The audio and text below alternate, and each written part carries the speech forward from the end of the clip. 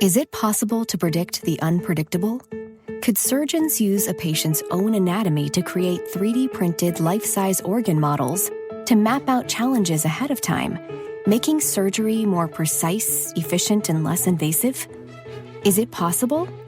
It already is, because every day we're doing what's never been done. Learn more at mayoclinic.org/possible. Mayo Clinic. You know where to go. When it comes to quality sleep, Ashley has you covered with top mattress brands at winning prices and with special financing options available. You can snooze now and pay later. Plus, your mattress purchase helps give the gift of better sleep to children in need and U.S. Special Operations Forces. Visit your local Ashley store or shop online today and make every snooze count. Financing is subject to credit approval. See store or ashley.com for details.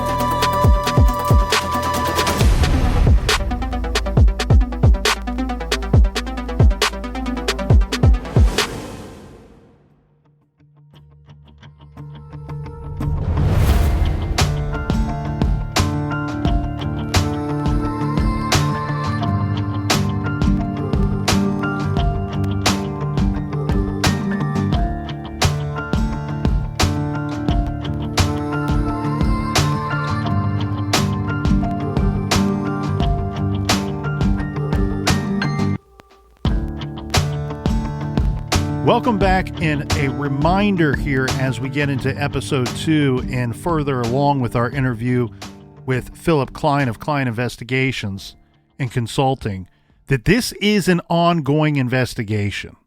Little DeOrr Kunz is still missing.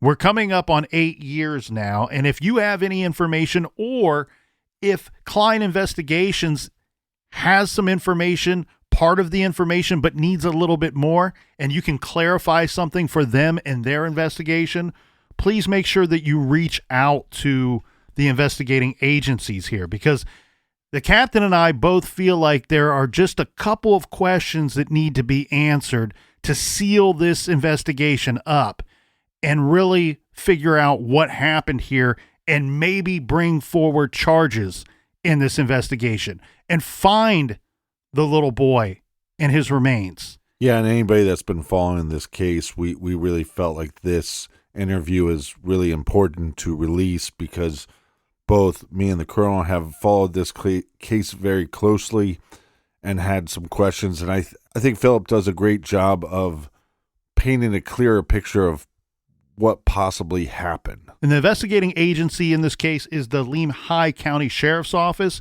They can be contacted at 208-756-8980, or you can go to their website. If you are uncomfortable with speaking with someone from law enforcement for any reason at all, you can most certainly contact Philip Klein or any of his colleagues at Klein Investigations. Their website is KLEIN investigations.com. And their phone number is 409-729-8798. And now we get to our questions for Klein Investigations as we go into part 2.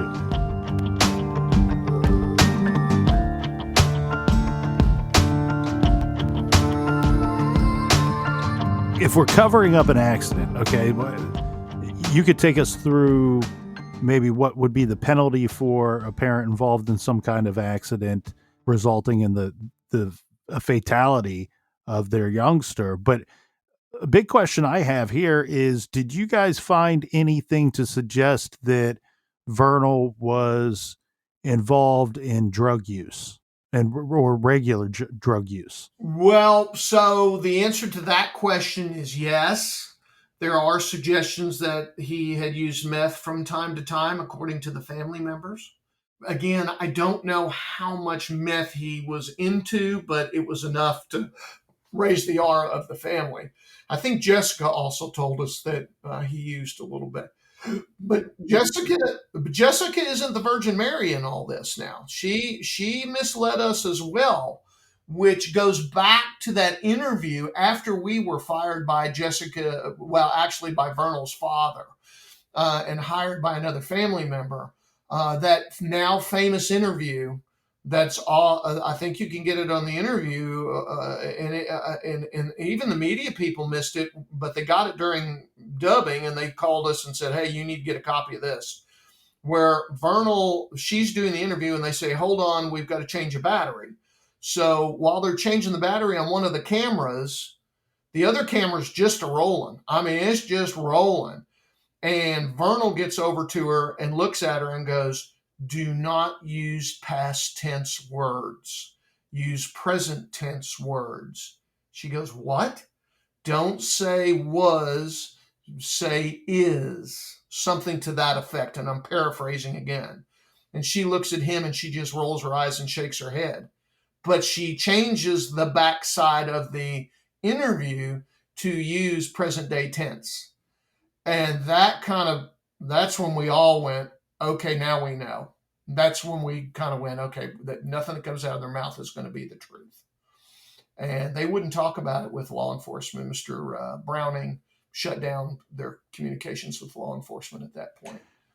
And I'm going down the drug route because of multitude of reasons, but at the most simple is his job. He's a trucker, and I know that with a lot of those types of jobs, an on the job or even off the job accident results in mandatory drug testing to keep your job. And where somebody might be wondering, well, why would they, if it was truly just an accident, why go to these great lengths to cover it up?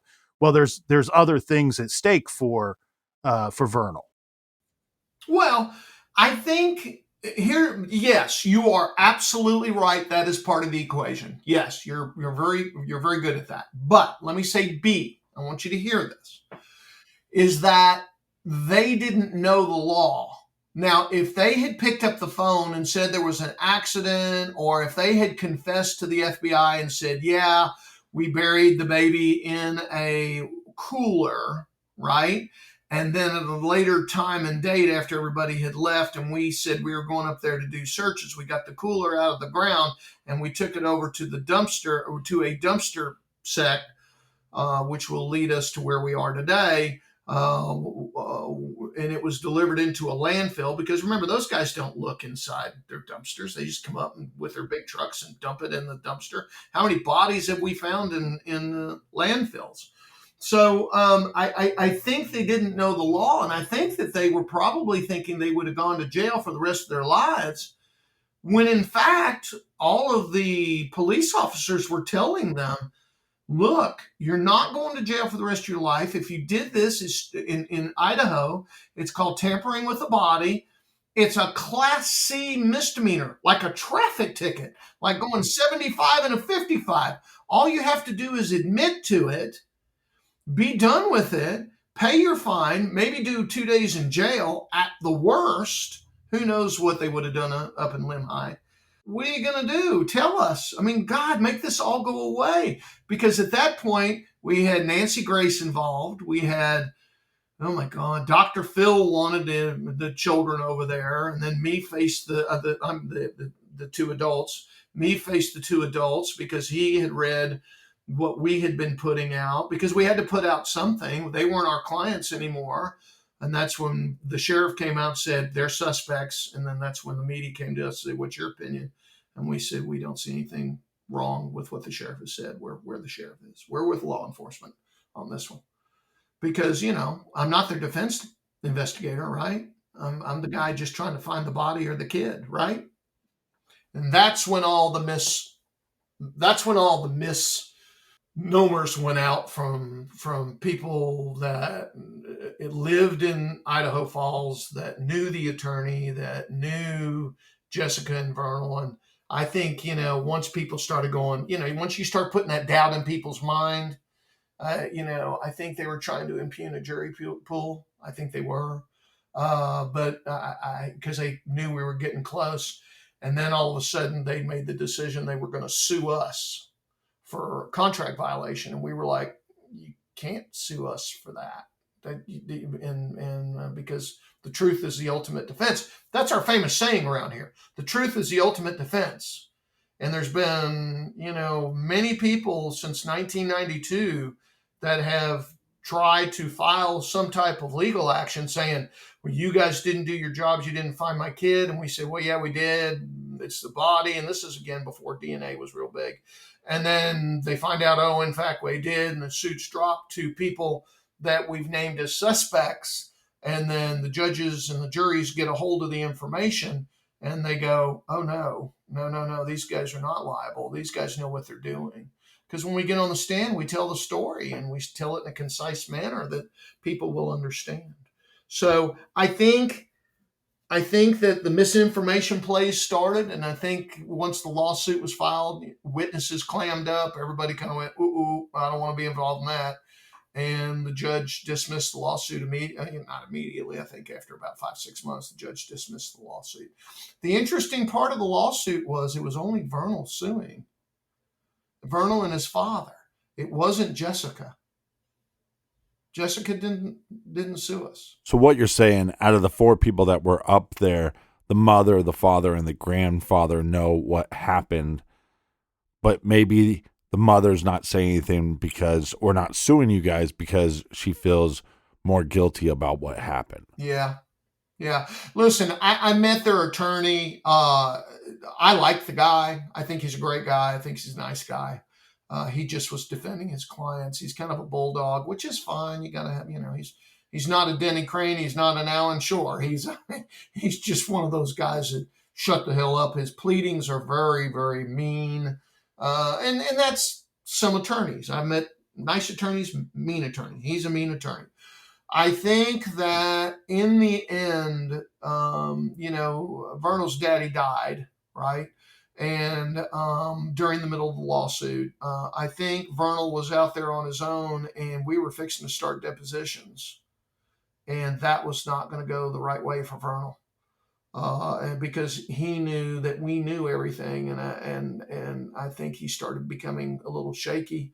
But we went ahead to the judge and said, Judge, look, they want to file a motion to dismiss with attorney's fees. We said, no, we're going to fight that. We presented what we knew. The judge came back after about a week and said, no, Klein's good. His information is good. The truth is the ultimate defense. Mr. Kunz, you've lied over all this stuff. And he said it, kind of in a pleading. He didn't come out and say, you're a liar. He came out and just said, no, it's not working for you, Mr. Kunz. And the truth is the ultimate defense. And so therefore, under the law, you are, I'm dismissing the case. And not only am I dismissing the case, but I'm giving Mr. Klein's insurance company, Mr. Klein, the opportunity to collect their legal fees, which were well over $100,000. Immediately did a asset check on Vernal and his dad's estate, and they don't have any money. They got $0. So why would I want to spend another $25,000 to get liens on people that have no money? I mean, it's just a waste of my money and it's a waste of time. So we let it go. We just let it go. And I think that at that point, Trina Clegg brought in a guy named David Marshburn. He's also a private investigator, and Marshburn went out to the site, and his dog, interestingly enough, we've never said this publicly because we've all kind of just sat back and kind of wanted to watch what Marshburn would do. But Marshburn sided up with Mr. Browning, that was Vernal Kunz's lawyer. Marshburn's dog hit in the same place that our dogs hit. So it's kind of like, oh, I found a bone and this is going to blow this case wide open and all this other stuff. We were like, well, if you found a bone, shit, you're better than us. Yay. And because, one thing we do here is we keep a positive attitude. We really do. We keep a positive attitude. It's not about who finds a child. It's about finding the child, right? So if people have other eyes, yay, go get them, right? That's the way we feel here. Okay. So when Marshburn started coming out on TV and radio and said, "Oh, I found my dog's found scent," and he went all over Facebook and he had pictures of himself up on Facebook and with the dogs and everything, we were like, "Go, dog, go. Let's go." Maybe we were wrong. It's okay to be wrong, right? It's okay. It's okay to be wrong. Everybody looks at it as that's terrible and horrible, but it's okay to be wrong if you do it in good faith. If you do it in bad faith, you lie and you're trying to get away with something, that's bad. But that's kind of how we handled it. Well, Marshburn's bone turned out to be an old deer bone from back in, they said, I think they were telling us it was, oh my goodness, back in I think they said in the 90s, the 80s, it was just an old bone from a deer. And all of a sudden, Marshburn has disappeared from the case. So that's been kind of interesting. He's kind of disappeared. But he did show up on YouTube with Mr. Browning calling me names, calling my company names, calling everybody names. Well, and you see that with online sleuthers, with YouTube creators, podcast creators, where everybody wants to be the genius or the expert of a certain case. And it really doesn't matter who solves this case or who figures out where this boy is and how we get the remains back, as long as it gets done. Yeah, and interestingly enough, when we found out Marshburn was involved, I sent David a letter and I followed it up with a phone call saying, "Hey, you may be better than us. Rah, rah, let's go get them. I'm going to load everything up into banker's boxes. I've got to be out in South Carolina in a meeting or I was teaching.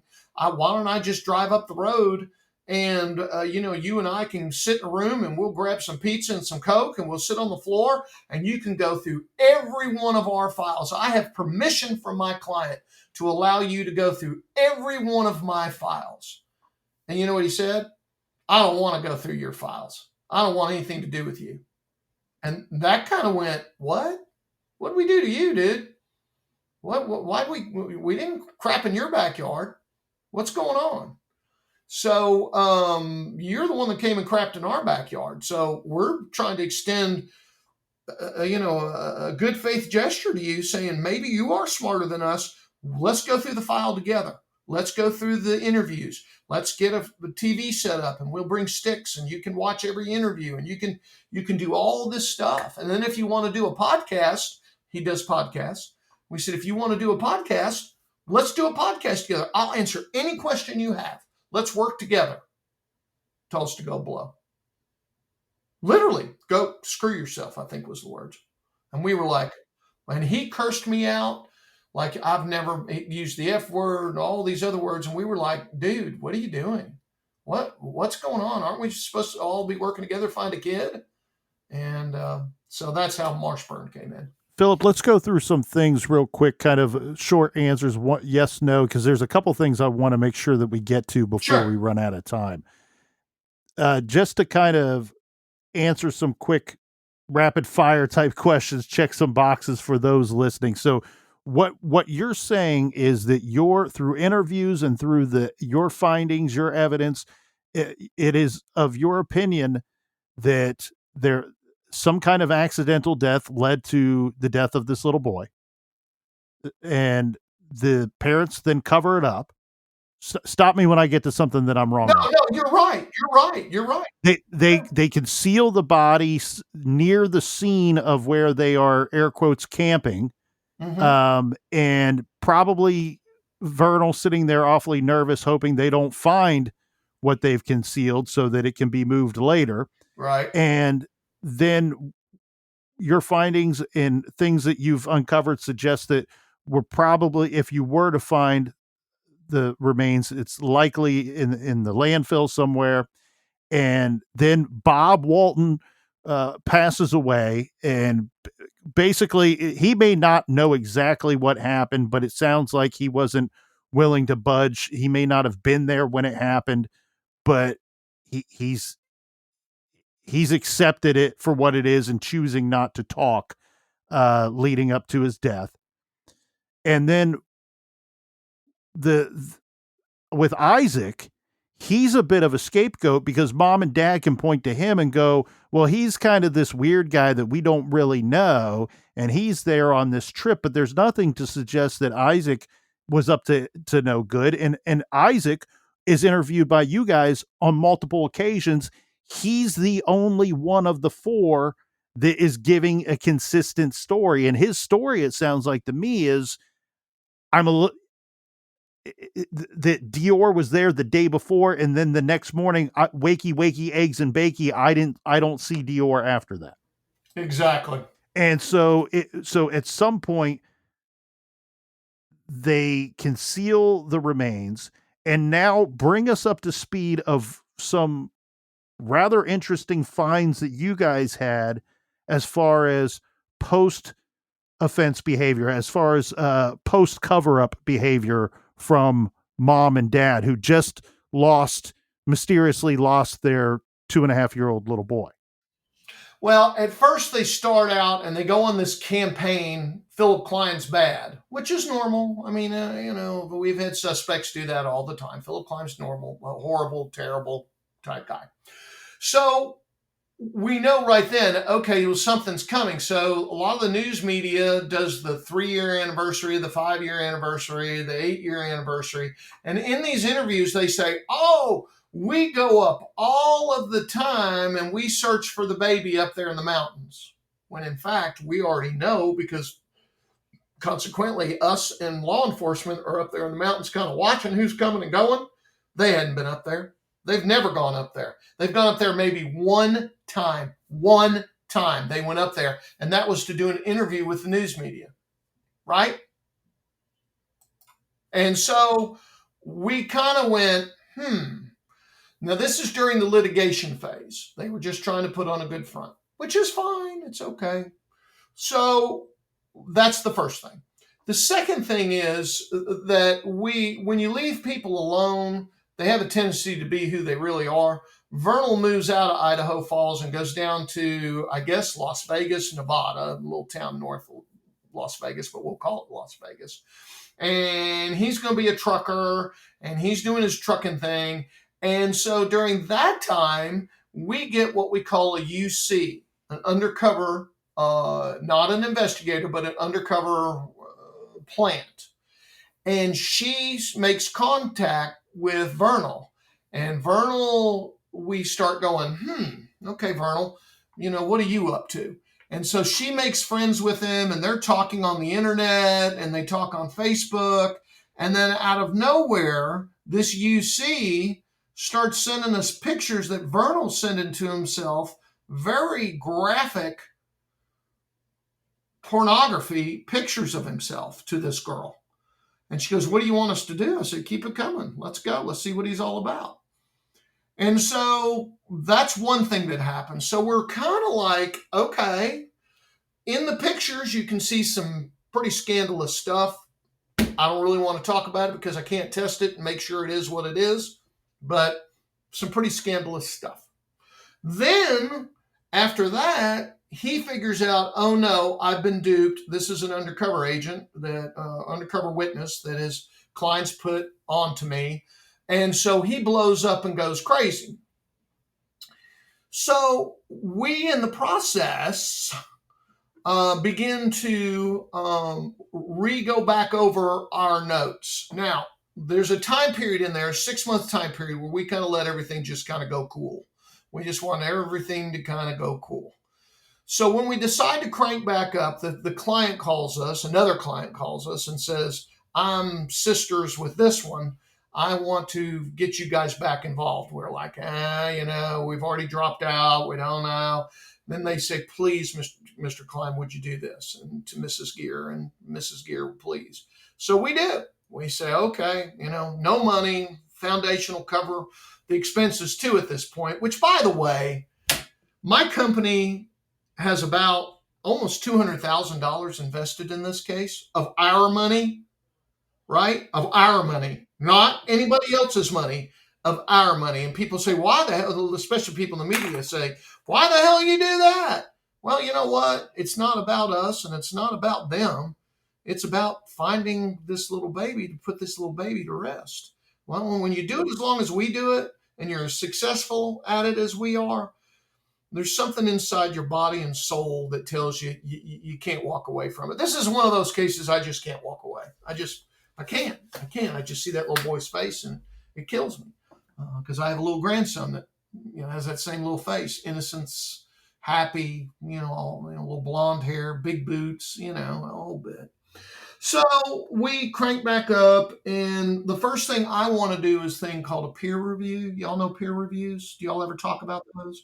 Where you get other private investigators that are on your level you send them, we call it the box, you send them the box, and they go through everything you've done. And some of those can get pretty rough. I mean, they can say, why did you do this? Why'd you ask this question?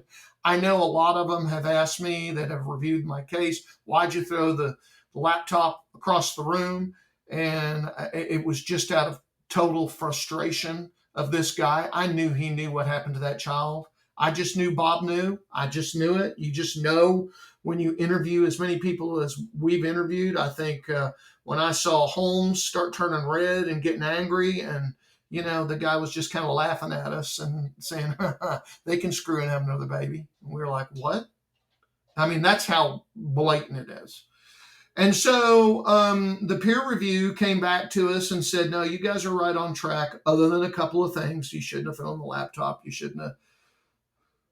I think you should have confronted earlier. You should have confronted Vernal in person with what you had on the blood. You should have, there's a bunch of stuff we should have done, which looking back, they're probably right. I mean, it was in the heat of the moment and that sort of thing. So after peer review was done, we said, okay, let's go back over everything we have done. And we did that. And what we came back to is the missing cooler, right? And the dumpsters that were down at the bottom of the hill, 7 miles away. And we started making out a passage towards, okay, what if Vernal and Jessica went down there and they watched the dumpsters, and which would fit the timeline? It would fit everything right, perfect. And they got that cooler and they dumped it in the dumpster. Interestingly enough, the guy at the gas, it wasn't a gas station, the feed store, did say, yeah, there was a cooler on the truck. So, so we kind of thought to ourselves, well, maybe Vernal was going down to get ice. There was no ice purchase. So that was kind of a miss by us and law enforcement. And so at that point, we kind of feel what happened. The working theory we're working with now is that he buried the body up there, covered it up, put it, as all the people arrived, there was a guy out there directing traffic to where to park your cars, and don't park it in the crime scene area, which is, of course, right there at the cattle guard, right? Remember the cattle guard. Cattle guard comes into play in this thing. And so we feel that the working theory we're working with, based upon the information we've gotten from witnesses, is that the cooler was most likely used, buried there, covered up. After everybody left, somebody went back up there and got that cooler and put it in the dumpster down south. Or in retrospect, they laid the body there. They came down with the cooler, put the body in the cooler, and they sat down there and watched the dumpster area. And when everybody was gone, there was nobody else around, because remember, they were up there during a pretty busy period of time. They got the cooler and they threw it in one of the dumpsters and covered it up with trash. And the dumpster guy came and got it, and they just got lucky. They got lucky.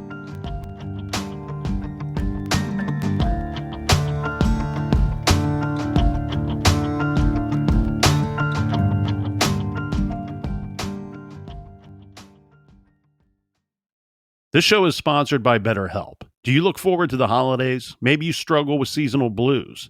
This time of year can be a lot, and it's natural to feel some sadness or even anxiety about it. But adding something new and positive to your life can counteract some of those feelings. Therapy can be a bright spot, something to look forward to make you feel grounded, and to give you the tools to manage everything going on. If you're thinking of starting therapy, give BetterHelp a try. It's entirely online, designed to be convenient, flexible, and suited to your schedule. Just fill out a brief questionnaire to get matched with a licensed therapist and switch therapists at any time for no additional charge. Find your bright spot this season with BetterHelp. Visit BetterHelp.com/garage today to get 10% off your first month. That's BetterHelp, HELP.com/garage. Is it possible to predict the unpredictable? Could surgeons use a patient's own anatomy to create 3D printed life-size organ models to map out challenges ahead of time, making surgery more precise, efficient, and less invasive? Is it possible? It already is, because every day we're doing what's never been done. Learn more at mayoclinic.org/possible. Mayo Clinic. You know where to go. Dreaming of overseas adventures or connecting more deeply with family from afar? Rosetta Stone bridges the language gap. I've tried others, but Rosetta Stone's immersive lessons and voice feedback technology are game changers. Dive into 25 languages by learning intuitively, just like when you were a kid. And here's the holiday sparkle. Grab a lifetime membership now and save 50%. Gift yourself the world. Head to rosettastone.com now and save 50%. Want to grow your business in the next 12 months? It starts with your culture. Insperity, a leading HR provider since 1986, can help your business create a culture that drives growth. Download their free ebook, The Future of Business is Culture, at insperity.com/pod. With the right people, processes, and values in place, your company can realize its full potential. Set your business up for growth. Download the free ebook at insperity.com/pod. Insperity, HR that makes a difference.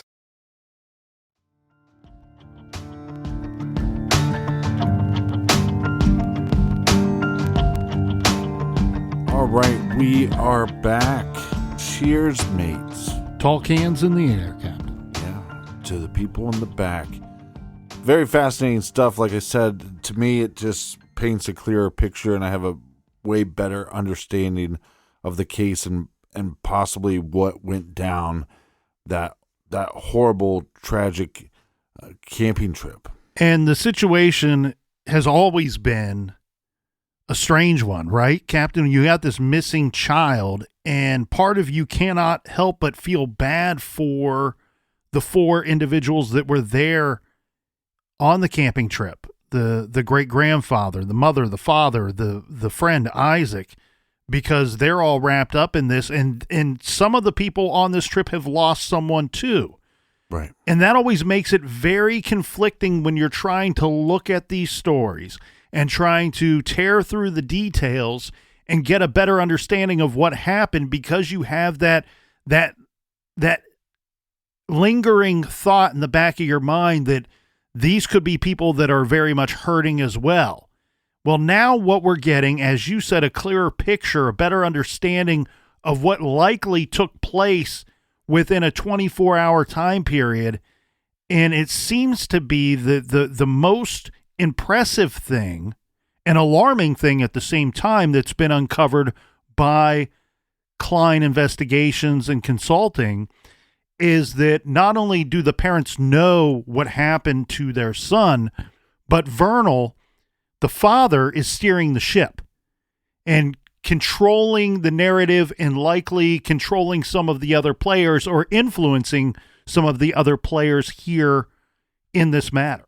Yeah, again, lies upon lies, but also then asking for sympathy from the public. This is where it just gets, where you stop feeling bad for these individuals and you start questioning, why aren't they just telling law enforcement the truth? And exactly, you're exactly right there, Captain, because not only do we have other family members who are putting up their time, their money, their resources into trying to assist in an investigation that will tell us what happened to DeOrr, or in the early stages, hopefully find him.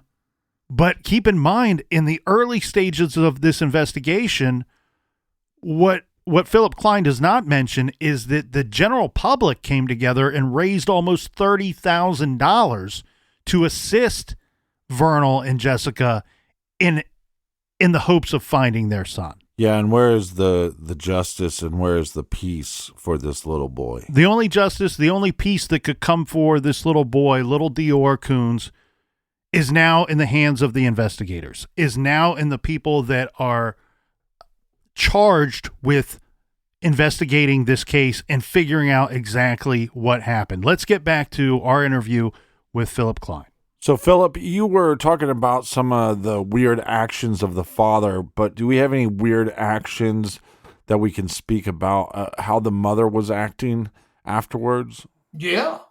She was very submissive to Vernal. Very submissive.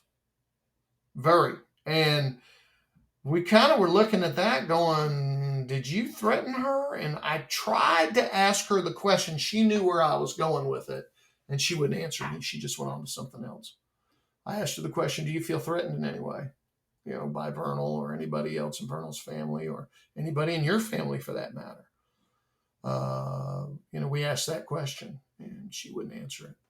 So we didn't find anything to pinpoint a more exact time of when the cooler could have been moved after law enforcement. We do know the pickup times, which was Tuesday and Friday, I think. And so it would have been Friday after that Thursday night that it was picked up and moved. Or it was dumped into one of the bigger trucks, and the bigger trucks went out to the landfill. So you can kind of assume what we're doing right now is we're going through, it's called tagging the landfill. We're going out with what year, because they keep track of everything out of those landfills. They know what truck delivered it. They know what truck picked up the trash, what truck dumped the trash where. They know that stuff at the landfills. So, we're going through a period of imaging and marking and all the other good stuff that we do. So if your guys' theory is correct on what happened, and this is an accident, something bad happened, they covered it up. So do you think the mother's just not coming forward because she is afraid for her safety if she speaks out of turn? I think so. I think the way she acted, the way she dropped out of the lawsuit, Jessica, and she'd given up her other two children to the daddy, her other baby daddy. I just think Jessica, I don't know what to say about Jessica. She's definitely a narcissist, in my opinion. She's definitely hiding something, in my opinion. I think she's definitely knows more than she's telling the general public, law enforcement, and of course she's never going to talk to us again, in my opinion. The smartest thing for Jessica to do is pick up the phone and call us as PSB investigators, Private Security Board investigators, because we're civil, we're not criminal, we can't charge her, and sit down with us and tell us the story. I'd hate to be Jessica Mitchell and carry this in my heart, in my back. And knowing one day we all are going to die, right? And knowing one day that she's going to die and she's going to have to face our Lord and Savior. And if she ever gets a chance to see him, I mean, that's just what I'm saying. I don't know. I just don't know what else to say on that. Jessica, I believe, is the one that will break first. And finally say something. Either that or my belief is she's probably going to end up in a mental institution.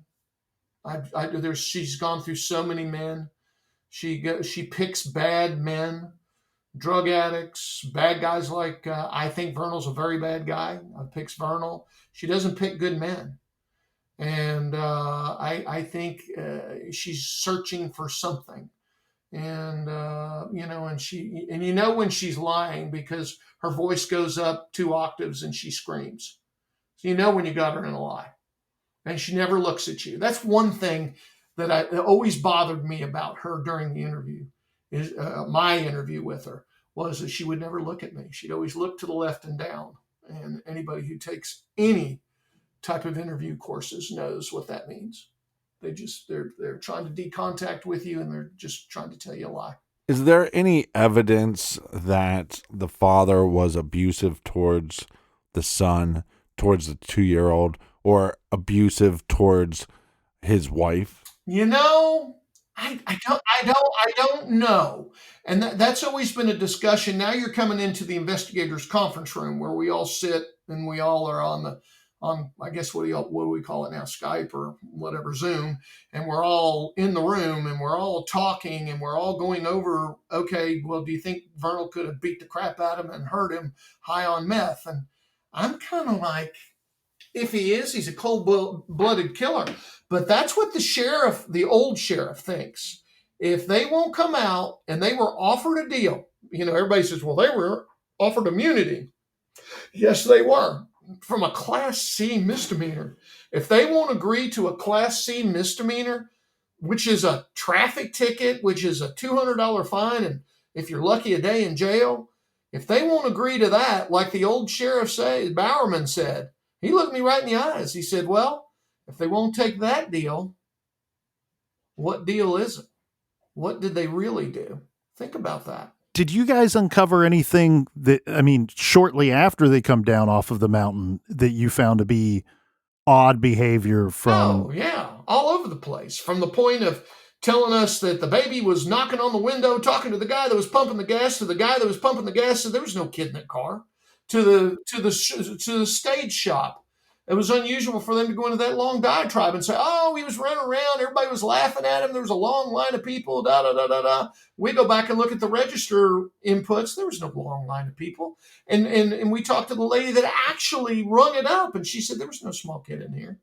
To the beer guy who said, I never put anybody like that up in my truck.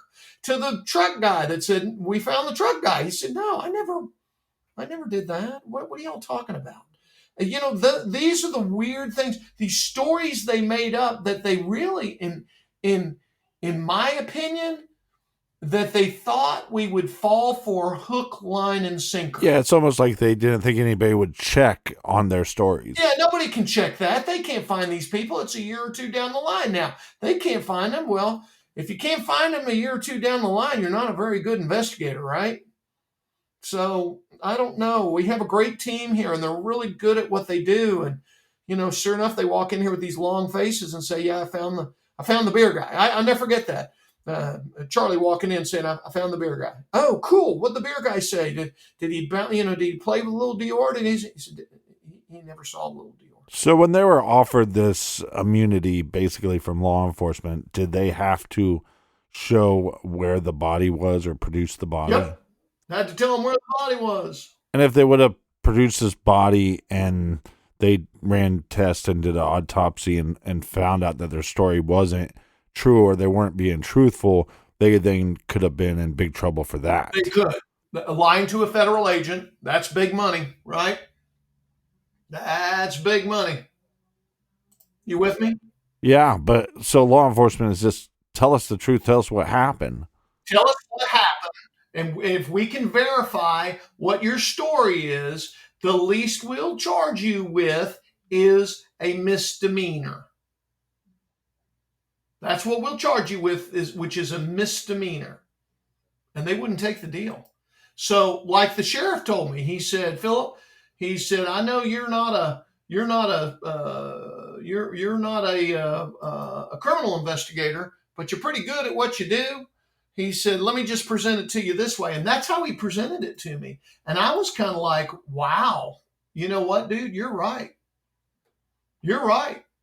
They won't take a misdemeanor plea and they won't show us what happened with the body. Now, his attorney spun it big time. His attorney spun it as, oh, well, they just don't know. And we were like, you don't know? Wait a minute. What are you telling us here? Again, it's all just built on lies, and you can't. And once you're presented with a lie, that's it. It's over. Okay, we got you. What, Philip? What is the sex shop story that? So, okay, let me set it up for you. Yeah. Well, actually, let me lead you in with this. So, DeOrr Kunz, and you correct me if I'm wrong on anything. DeOrr Kunz Jr., little boy, 2.5 years old. Reported missing July 10th, right? And then we are spending all this time with all these efforts with lots of technology and resources up on the mountain looking for the little boy. We don't find him. Saturday, July 18th is Father's Day. And on this day, Vernal spends the day camped out just yards away from where his son, air quotes, disappeared from. Now, where's the sex shop story taking place? So when we present everything we've got to Jessica, Vernal's sitting in the parking lot in his car, waiting on Jessica to come out. 1 hour turns into 5, 5 hours turns into 7, and then I guess Jessica's mother shows up in the 7th or 8th hour and says, okay, that's enough, we're done. So she walks out. Jessica walks out of the police station. We're all just we all in another room watching the interview, just shaking our heads. Jessica walks out and gets in a car. And then Vernal's in that car. Now, you would think after 7, 8 hours in an interrogation, like you've never seen an interrogation before. They had nice people come in, mean people come in. They had psychologists come in. I mean, they were really working her. You would think a person would be so tired that they'd say, just take me home. I just want to go home and take a shower. I need to lay down, right? That's what I'd do. I don't know about y'all. And I'm a big, strong guy. Couple glasses of wine. So I'm a big, strong guy who carries a gun for a living. I guarantee if I went into that type of atmosphere, I mean, I guarantee you I'd go home and say I'd sleep for a couple of days. But no, they get in the car and they drive over to a sex shop. They go into the sex shop, and of course we've got it all on video. Clone My Winky. They buy a product called Clone My Winky. And she's just out of an FBI interview. And so they laugh and they're cutting up and they're doing all this stuff. Well, they immediately take it home because there was not only we were following them, but the FBI was following them. So it was like everybody's following these people. They go home and the lights go out and boom, it's over for the day. Well, we're sitting there going, what is this? And that's when the sheriff actually got mad. He said, I'm telling you, she's some kind of narcissist. And I was like, she's some kind of something. But, you know, I'm not a doctor of medicine and I can't give I can't give diagnosis. But I've never seen that before. Even with people that were guilty, they walk out of there thinking, I beat them again, right? I've never seen that. They've usually walked out of there with tears in their eyes, or they're red in the face, or they're hungry, or they're something. I've never seen that before. Both of them have, in my opinion, based upon how I've been trained, have some type of narcissistic personality disorder where, as the sheriff said, if it wasn't an accident, it has to be a murder or an intentional murder. And that's where law enforcement is right now. Why would you hide the body? Why would you? They don't, why? She spends how many? 6, 7, 8 hours I say in the room? 7 hours, 7 hours of actual interview time of video that we have. But I'd say she'd been in there 9 hours at least. And it's in reliving the traumatizing experience of losing your child and having no clue as to what happened to them, and probably even being accused of horrible things during that time period, during the questioning. And then to cap off the day, on the way home, we stopped by the sex shop and celebrate before. Yeah, but see, I don't know if I lean towards that. That's something wrong with her, more so that it's like wrong. But it's like what the captain's saying here is the power and control side of it, right, Captain? Well, yeah, because what I'm saying is like, that's an abusive tactic from men to go, well, in order for me to believe what you said to the cops, you're going to do this sexual act for me, or whatever it is. So I wonder how abusive, verbally, mentally, that relationship was. Because to me, that doesn't seem like a thing, a normal thing, but I could see an abusive man going, okay, well, for me to believe you, or you owe this to me or whatever. Exactly. I almost, Yeah, you're right on it. You're right on it. Yep. And I think he's in her ear.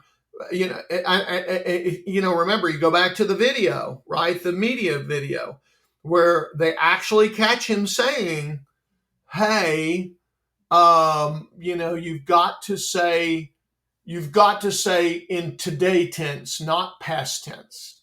And she looks at him going, "What? Screw you!" Like rolling her eyes, right? right. Vernal Yep, steering exactly. the ship. That's a good way to. He's the Well, one I would like to see his phone records too, to see if he's the one calling her mother to say, you need to go in there and stop this. You know what? Maybe. I don't know. Vernal's been very interesting about his phone. He tells us that's the other great thing. Vernal, I don't know if I just don't know if he's stupid or what, but we do have an audio tape of the 911 call from Vernal to 911 about his son missing, right? And he's talking to him on the phone. Well, I think we've kind of hinted at what we have. But we actually, at the same time, Jessica is talking to 911, right? Saying, my son's missing. He's 2 years old. Well, guess what we hear in the background? Vernal talking to 911. But he's supposed to be like away. a mile and a half down the road. Has that been released? I remember hearing Jessica's 911. We're not releasing it. Yeah, law enforcement's asked that not to be released because that's going to be a Right. huge that's going to be a huge part of the case. But everybody knows about it. I mean, the cops released it and said, yeah, this is what's happened. This is what's going on. Our original coverage of the DeOrr Kunz missing persons case, suspicious death investigation, possible homicide investigation case, we released that in May of 2019 in episodes 305 and 306. And what Philip is talking about right here in regards to the 911 calls, because there were two, one from Jessica, one from Vernal. You can hear in our episode 305, timestamp 29 minutes and 38 seconds, where Vernal is describing the 911 calls and that he and Jessica are not in the same location when those calls are coming in. These statements and what police find in their investigation very quickly is that this is a discrepancy in their story, that this is deception on both of their behalfs. And it sounds like Vernal's 911 call has not been released to the public. Philip, is there anything that we didn't touch on today that we should make clear for the listeners in regards to this case before? I don't know. I think two things. I think number one, I think most importantly of all of it, I think that when Vernal, well, I'm just going to say it this way. I believe, as y'all obviously think, Vernal's running the show, and he's trying to let the clock run out. And I think that's kind of interesting. I think he's trying to say, oh, the longer it goes, the worse it'll be. Well, the longer it goes, the longer it goes, the better it will be. The longer it goes, in reality, the worse it's going to be for him. I mean, he needs to understand that. No, and he's got a wild card out there, okay? And her name is Jessica. That's the wild card. And he can't, now they're not married, and now they say they don't talk to each other. I'm telling you right now that, one day she's going to wake up. That's the baby she birthed. That's the baby that came out of her. Is she the Mother of the Year award? Absolutely not. She wouldn't even get honorable mention. But there's an inherited part of a human being that knows when their child is dead, they will do anything it takes, right? They'll do anything it takes to come out of that horrible psychosis and say, oh my God, my baby's dead. I'm going to make this better. Right? Does that make sense? Right. And I think Oh, yeah. that's the other wild card out there. I think, like I said before, I'll say it again. I think Jessica knows what happened, and I think she's keeping it underneath her skin. I really do. In your professional opinion, in your expert opinion, what do you think will happen? Well, I think the sheriff up there, there's only the poor guy. He has him and 5 deputies, right? That's it. Right. And they work their butts off. They work 12-hour shifts 6 days a week. And the sheriff is a dedicated guy. I'll tell you what, you'll never find a better guy than him. And I think that he has a plan. And I think that he will come up with his plan. I don't want to say anything about the sheriff in Limhi County other than absolutely positive stuff, right? I just want to say something very, very positive. The media is scared now to report the case because of the lawsuit. East Idaho News, who we had a good relationship with, I don't think we have a very good relationship with them now from what my staff is telling me. They want no interest in being a part of the case now. I don't know what to tell you about that. I think the second thing is, and most importantly is, Vernal's worst nightmare is that the police officers are not going to give up, just like we're not going to give up. We're not giving up on this child. Not going to happen. Well, we want to thank you for allowing us to be a part of your investigation and informing. Oh, you're very welcome. And let me say one other thing. One of the misnomers out there, and I think it's very important, and I'm just going to give you a little hint on this.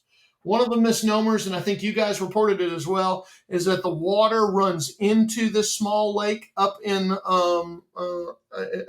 Lador, Idaho, up at the campground. It doesn't. It runs out of the lake. So if you look at the map and you look at how the water runs out of that lake, it's just a snow runoff little lake. If you look, you'll go back and you'll look at Jessica Mitchell and Vernal running around down there saying, "Oh, I'm fishing for tadpoles," or not tadpoles, but little fish. There's no little fish in there. Well, thank you, Philip. We really appreciate your time today and bringing us up to speed on where the case stands today. You're very welcome. And thank you two for everything you do for the missing. It's very important. That's how we came upon you, is that during our peer review, your podcast was put in there about this, and we listened to it very closely, and you guys do a great job. Thank you very much for what you do for the missing.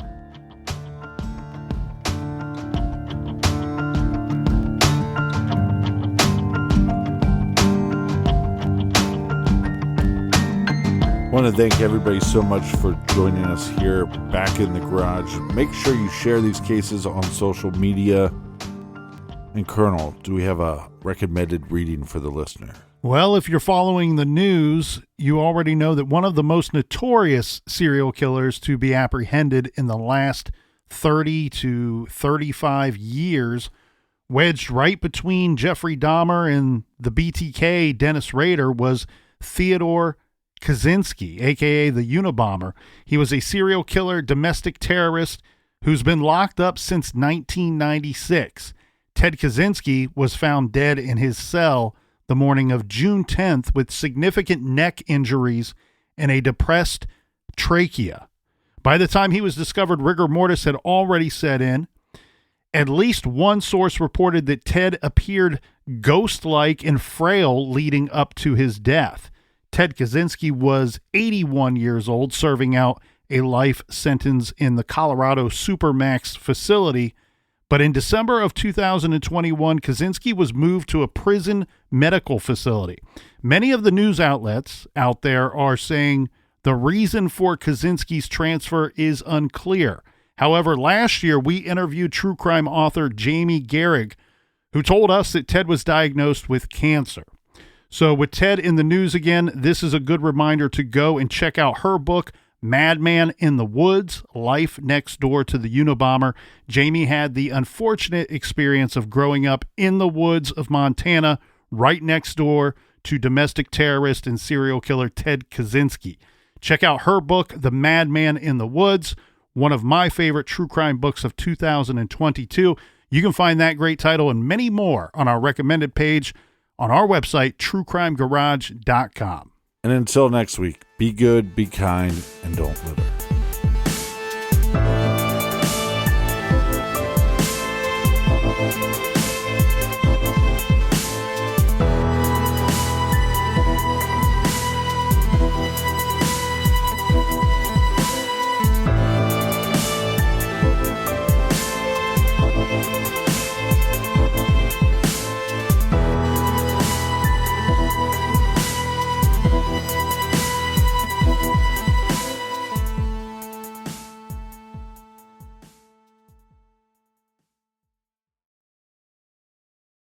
Is it possible to predict the unpredictable? Can 3D printed life-size organ models help to map out complex surgeries ahead of time?